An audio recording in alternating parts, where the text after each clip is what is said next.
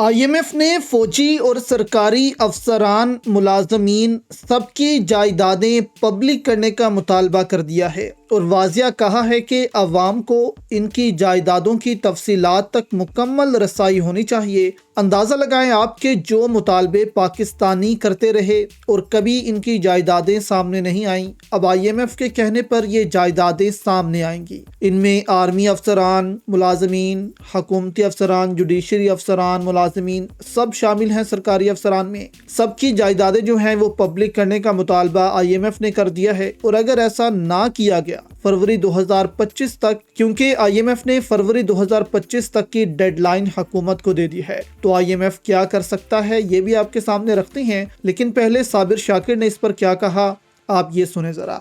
IMF نے ایک بہت ہی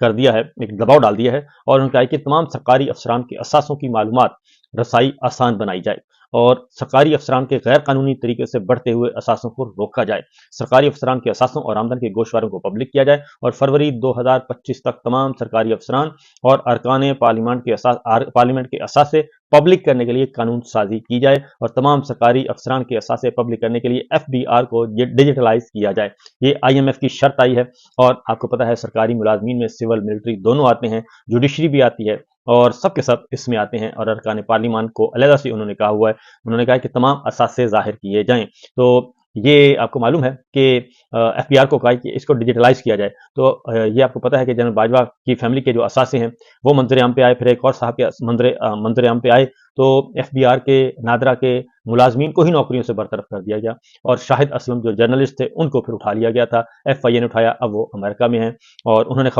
یہ سٹوری بریک کی تھی، احمد نورانی سٹوری بریک کی تھی۔ لیکن IMF کہتا ہے کہ تمام سرکاری ملازمین کے اثاثے ظاہر ہونے چاہیے، اور FBR کو اس کو ڈیجیٹلائز کرنا چاہیے پبلک کرنے کے لیے، یعنی ہر شہری کو ایکسیس ہو کہ کون کتنے مال بنا کر جا رہا ہے اور کتنے اثاثے ہیں، جائز ہیں ناجائز ہیں، یہ ساری چیزیں ہونی چاہیے۔ تو یہاں پر IMF نے اب یہ مطالبہ کر دیا ہے، اور اکثر IMF یہ بھی کہتا رہا ہے پاکستانی عوام کو کہ ہم حکومت کو نہیں کہتے کہ پاکستانی عوام پر اتنا بوجھ ڈالیں، ہم حکومت کو کہتے ہیں کہ آپ اپنے اخراجات کم کریں، جو اس ملک میں امیر طبقہ ہے اس پر ٹیکس لگائیں، ان کو ٹیکس نیٹ میں لے کر آئے، لیکن حکومت ہماری بات نہیں مانتی اور غریب عوام پر ہی ٹیکس لگا دیتی ہے۔ تو اب اگر IMF کے یہ مطالبات جو ہیں وہ تسلیم نہیں کیے جاتے اور حکومت اس پر راضی نہیں ہوتی، تو IMF یہاں پر اگلی قسط جو ہے وہ بھی روک سکتا ہے، اور یہ معاہدہ جو ہے یہاں پر روک سکتا ہے۔ تو یہاں پر IMF کے مطالبے اب ان کو تسلیم کرنے ہی ہوں گے،